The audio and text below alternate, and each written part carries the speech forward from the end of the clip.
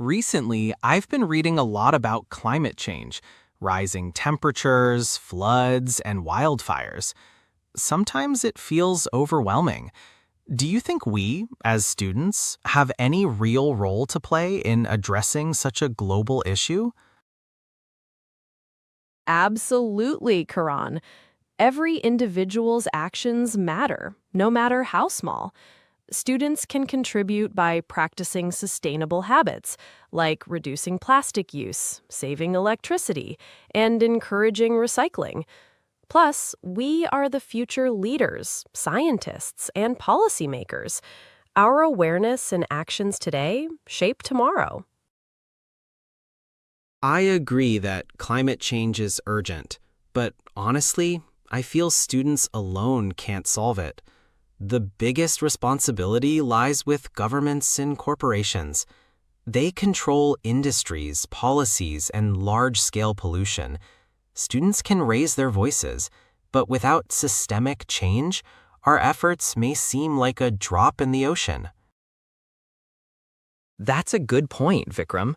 Still, movements like school climate strikes show that youth voices can influence governments and create pressure for change. Exactly. Young people have shown that collective action works. Even spreading awareness on social media can inspire thousands. Many students are already part of environmental clubs, tree plantation drives, or campaigns that educate their communities. Yes, but awareness is not enough. Sometimes people post about the environment online, but in reality, they don't change their lifestyles. For example, we still see a lot of food waste, excessive car use, or fast fashion purchases. If students want to make an impact, their actions need to go beyond words. True, I think practical steps, like using bicycles, carrying reusable bottles, or supporting eco-friendly products, can make a difference. Small habits add up when more people adopt them. And let's not forget the role of education. Schools can include sustainability in the curriculum, so students learn about renewable energy, conservation, and green innovations.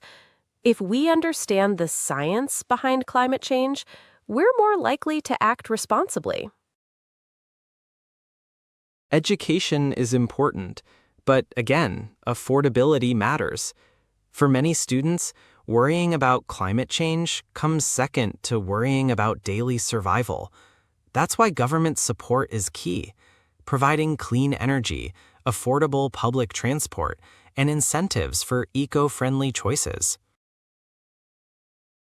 So, to sum up, climate change is a global issue, but students do have a role through personal habits, awareness campaigns, and pushing for systemic change. Governments and industries must lead, but student participation is equally vital.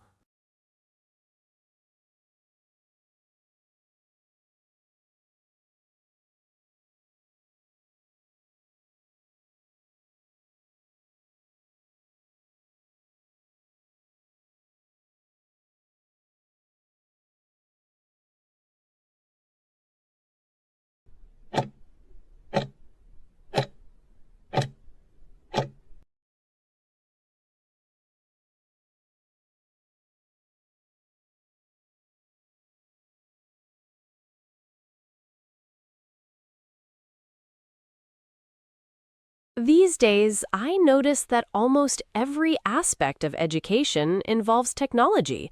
Online classes, digital textbooks, even AI tutors. But I keep wondering, is this shift entirely positive, or are we losing something valuable from traditional education? I think technology has completely transformed learning for the better. It makes education more accessible. Students in remote areas can attend virtual classes, and resources like ebooks, online lectures, and learning apps break the barriers of geography and cost. Technology also allows personalized learning. Students can learn at their own pace. That's true, but we shouldn't overlook the drawbacks. Not every student has equal access to devices and stable internet. The digital divide creates inequality, where wealthier students gain advantages while others are left behind. Also, too much screen time can harm eyesight, concentration, and physical health. I agree with both of you. Personally, I've found online tools helpful for research and practice. But sometimes I feel traditional classrooms provide better discipline and real interaction with teachers and classmates. Yes, but even classroom teaching can be enhanced by technology. For example, smartboards, virtual labs, and interactive quizzes make lessons more engaging. Also, artificial intelligence can help teachers track student progress and provide targeted support where needed. But there's also the issue of distraction. Many students misuse devices during study time, scrolling through social media or gaming instead of focusing on learning. Technology, if not used responsibly, can actually reduce academic performance. That's a valid concern. I've also heard people say that over-dependence on technology reduces creativity and problem-solving skills. Students sometimes copy-paste answers from the internet instead of thinking critically. On the other hand, technology can also boost creativity. For example, students can use digital tools for art, design, video making, and coding. It gives them opportunities to express themselves in ways traditional classrooms may not allow. True, but emotional and social development matters too. Face-to-face discussions, teamwork, and classroom debates build communication and interpersonal skills. Virtual learning often lacks that human connection. So, to sum up, technology in education provides accessibility, innovation, and personalized learning. But it also brings challenges like inequality, distractions, and reduced social interaction. A balanced approach is needed to make the best use of it.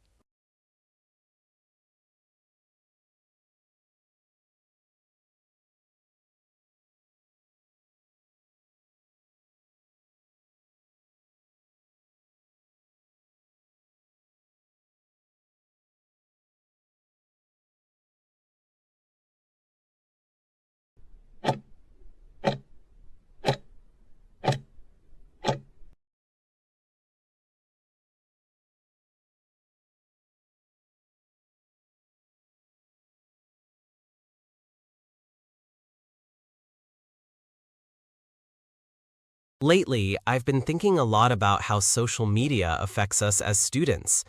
It's such a big part of our daily lives, but I'm not sure whether it's more beneficial or harmful. What do you both think? I think social media is a double-edged sword. On the positive side, it connects us to people and information instantly. We can share ideas, learn about global issues, and even collaborate with classmates online. Many students use platforms like LinkedIn or academic groups to build networks that help in their careers. That's true, but the negatives are just as strong. Social media can be addictive. Many students spend hours scrolling through feeds instead of studying. It reduces productivity and affects focus, not to mention the mental health issues like anxiety and low self-esteem that come from comparing ourselves to others online. Yes, I've noticed that too. Sometimes I feel pressured when I see my peers posting about achievements or lifestyles that seem so perfect. But then again, social media also provides entertainment and a break from stress. Exactly. It's a tool. It depends on how we use it. For example, there are so many educational pages, podcasts, and webinars shared through social media. Students who use it wisely can actually enhance their knowledge outside textbooks. But not everyone uses it wisely. Many get caught up in distractions like endless videos or gaming communities. This can lead to procrastination and poor academic performance. Plus, cyberbullying is a huge issue. Some students face harassment online, which affects their confidence and mental well-being. That's a serious concern. I've also heard about data privacy issues. Social media companies collect so much of our personal information. Most students don't even think about how their data is being used. True, but platforms are also creating awareness. Privacy settings and digital literacy campaigns are becoming more common. Students just need to take responsibility and be cautious about what they share. Still, the influence on lifestyle is undeniable. Too much screen time can affect sleep, physical health, and real-world relationships. I feel many of us spend less time outdoors or with family because we are glued to our phones. So, to sum up, social media has both benefits and drawbacks. It provides knowledge, connectivity, and opportunities, but it also brings risks like addiction, mental health problems, and privacy concerns.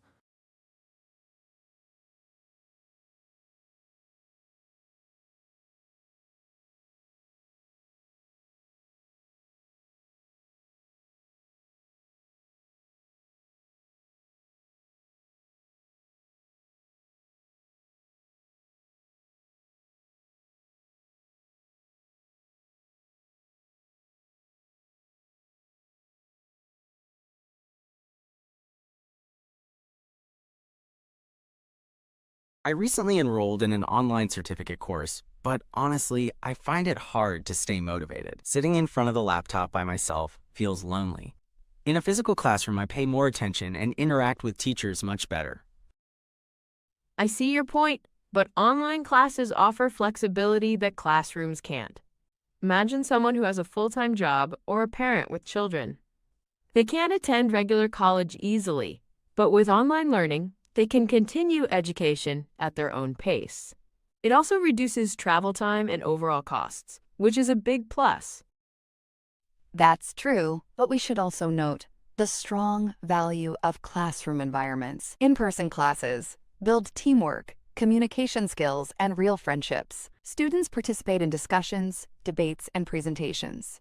These social and soft skills are hard to practice during online learning. Another struggle I face with online study is distraction. While watching online lectures at home, I often open social media or get up to check the fridge. In a physical class, I am under direct observation, so concentration feels easier. But online platforms have been improving. Many now include live video sessions, breakout rooms for group work, quick quizzes, and discussion forums. Some even use virtual reality to replicate real classroom experiences. With technology, the gap between online and offline learning is narrowing every year. That's exciting. However, there are still subjects where online cannot fully replace traditional models. For example, experiments in chemistry, engineering workshops, or art classes require hands-on practical activities. Watching videos cannot replace real physical practice. So maybe the best future model is blended education. Theoretical knowledge can be learned online, allowing flexibility. Meanwhile, practical activities and group interactions can take place in classrooms. That seems like the best combination. Exactly. Blended learning means students save money and time while still developing essential interpersonal skills. And even if people cannot access physical classrooms, at least they can keep progressing through online materials instead of stopping education altogether. True, the debate is not about which is better, but how we can use both intelligently. Online provides access and flexibility. Classrooms provide structure and personal connection. Together, they create more complete learning.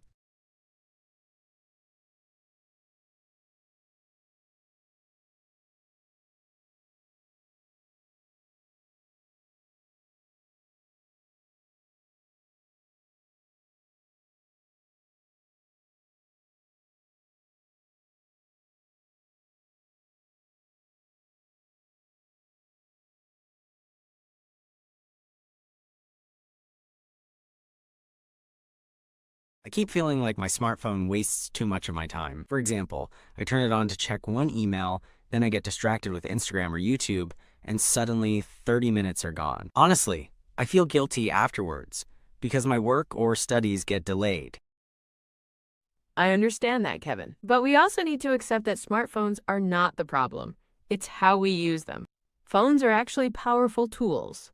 They keep calendars, record reminders, help with online payments, and give access to e-learning apps. The question is how much self-control people have when using them.